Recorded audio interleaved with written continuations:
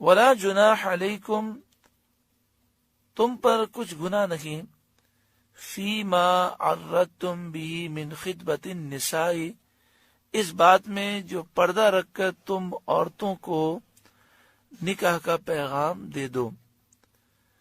عدت کے دوران بیوہ عورت جب عدت میں ہے، پچھلی آیت میں بیوہ عورت کا مسئلہ بیان ہوا، تو بیوہ عورت جب عدت میں ہے تو اسے نکاح کرنا بھی حرام ہے، وہ عدت کے دوران نکاح نہیں کر سکتی، اگر نکاح کیا بھی گیا تو وہ ہوگا نہیں، اور عدت کے دوران نکاح پر گفتگو کرنا بھی منع ہے، نکاح کا پیغام دینا بھی منع ہے۔ یہاں فرمایا کہ تم پر کوئی گناہ نہیں اس بات میں جو پردہ رکھ کر تم عورتوں کو نکاح کا پیغام دے دو۔ پردہ رکھ کر مراد یہ ہے اس انداز میں پیغام پہنچے کہ جس میں نکاح کا ذکر نہ ہو لیکن مفہوم اشارتاً یہ نکلتا ہو۔ جیسے مثال کے طور پر کوئی خاتون اس بیوہ عورت سے آ کر عدت میں کہے کہ ہمارے گھر والوں کو آپ بہت اچھی لگتی ہیں، تو اس میں اشارہ ہوتا ہے، تو اس کی اجازت دی گئی۔ او اکننتم فی انفسکم، یا اپنے دل میں چھپا رکھو، دل میں خیال آئے کہ عدت گزر جائے گی تو ہم نکاح کا پیغام دیں گے، تو اس میں کوئی حرج نہیں۔ اسی طرح مسئلہ یاد رکھیں کہ جس عورت کو طلاق دے دی گئی اور وہ طلاق کی عدت میں ہے تو کوئی دوسرا مرد اس سے نکاح نہیں کر سکتا، اگر نکاح کرے گا تو وہ ہوگا نہیں۔ دوسرا مسئلہ یہ یاد رکھیں کہ طلاق کی جو عدت ہے اس کا مسئلہ یہ ہے کہ عدت کے دوران نکاح کا پیغام دینا بھی منع ہے، یعنی بیوہ کی جو عدت ہے اس میں بھی منع ہے اور جو طلاق کی عدت ہے اس میں بھی منع ہے۔ ہاں یہ الگ بات ہے کہ جس شخص نے طلاق دی ہے یعنی جو اس کا شوہر ہے، اگر اس نے ایک طلاق رجعی دی ہے یا 2 طلاق رجعی دی ہیں تو وہ رجوع کر سکتا ہے عدت کے دوران، اور اگر 1 طلاق بائن دی ہے یا 2 طلاق بائن دی ہے تو سابق شوہر عدت کے دوران نکاح کر سکتا ہے۔ بیوہ عورت کا یہاں پر مسئلہ بیان ہوا، تو عدت کے دوران بیوہ عورت نہ نکاح کر سکتی ہے، نہ اپنا گھر چھوڑ سکتی ہے، بغیر عذر کے تیل لگانا بھی منع ہے، خوشبو لگانا منع ہے، سنگار کرنا منع ہے، رنگین اور ریشمی کپڑے پہننا منع ہے، مہندی لگانا منع ہے، اور نئے نکاح کی بات چیت کھل کر کرنا منع ہے۔ جو طلاق بائن کی عدت میں ہو اس کا بھی یہی حکم ہے۔ البتہ جو عورت طلاق رجعی کی عدت میں ہو اس کو زینت اور سنگار کرنا مستحب ہے۔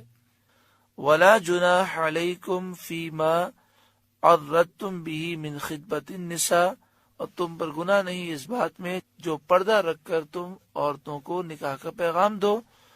او اکننتم فی انفسکم، یا اپنے دل میں چھپا رکھو۔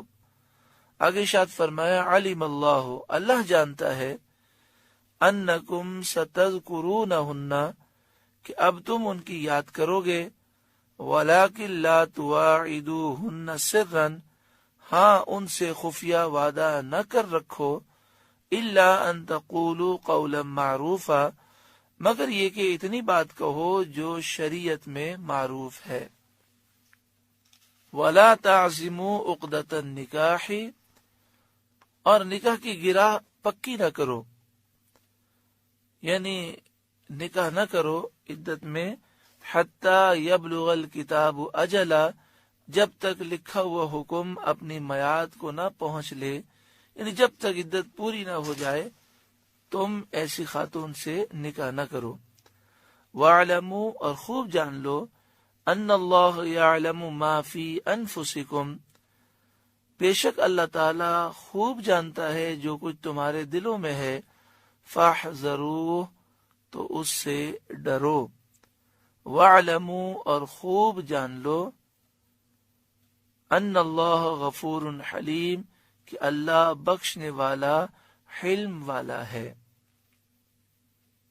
اس آیت کریمہ میں یہ بیان کیا گیا کہ اللہ تعالیٰ خوب جانتا ہے تو اس سے ڈرو۔ دعا کریں اللہ تعالیٰ ہمارے دل میں خوف عطا فرمائے۔ اور ہمارے دل کی اصلاح ہو جائے، ہمیں اپنی آخرت کی فکر پیدا ہو، ہمیں اندازہ ہی نہیں کہ ہم کتنی تیزی کے ساتھ موت کی طرف بڑھ رہے ہیں۔ اللہ اکبر۔ چند دن پہلے کہ ایک بھائی کے گلے میں سانس کی نالی میں بلغم چلا گیا اور اس کا انتقال ہو گیا۔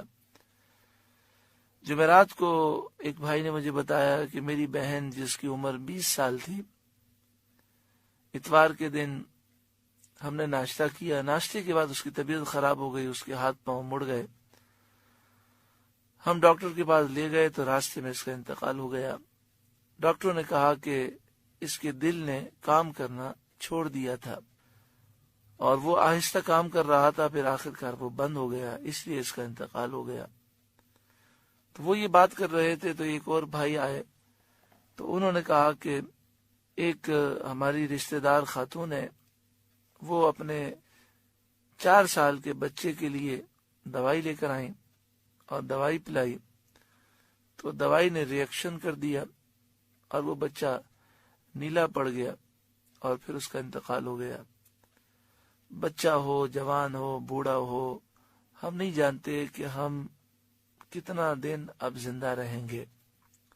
ہمیں اللہ تعالی سے ڈرنا چاہیے، ہمیں آنسو بہانے چاہیے کہ ہم نے پوری زندگی گناہوں میں برباد کی، نہ جانے کتنے اللہ کے حقوق ہم نے ترک کیے، کتنے بندوں کے حقوق ترک کیے، نہ جانے کتنے مسلمانوں کے ہم نے دل توڑے، نہ جانے کتنی نمازیں قضا ہوئیں، اور جو نمازیں پڑھیں ان میں بھی خشوع و خضوع، توجہ۔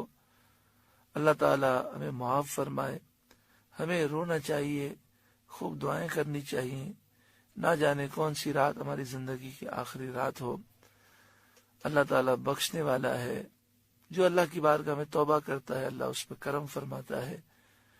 وَاعْلَمُوا أَنَّ اللَّهَ غَفُورٌ حَلِيمٌ، خوب جان لو کہ اللہ بخشنے والا، حلم والا ہے۔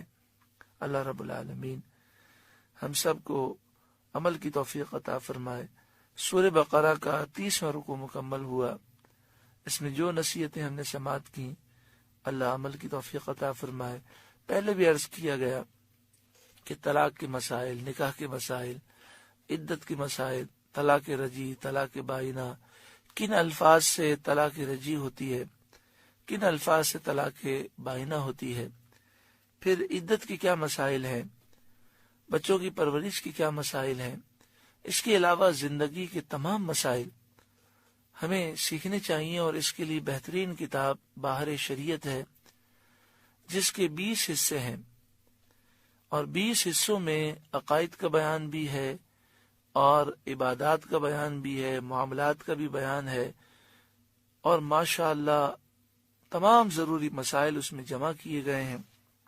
صدر الشریعہ بدر الطریقہ حضرت علامہ مولانا مفتی امجد علی خان علیہ الرحمہ نے یہ کتاب لکھی ہے، جو اعلیٰ حضرت امام اہل سنت کے خلیفہ ہیں، اور اعلیٰ حضرت کے دارالافتاء میں بیٹھ کر آپ نے اعلیٰ حضرت سے فقہ کی تعلیم حاصل کی، جن کے متعلق اعلیٰ حضرت فرماتے ہیں کہ میرے اصحاب میں، میرے شاگردوں میں سب سے زیادہ فقہ صدر الشریعہ کو حاصل ہے، امجد علی کو حاصل ہے۔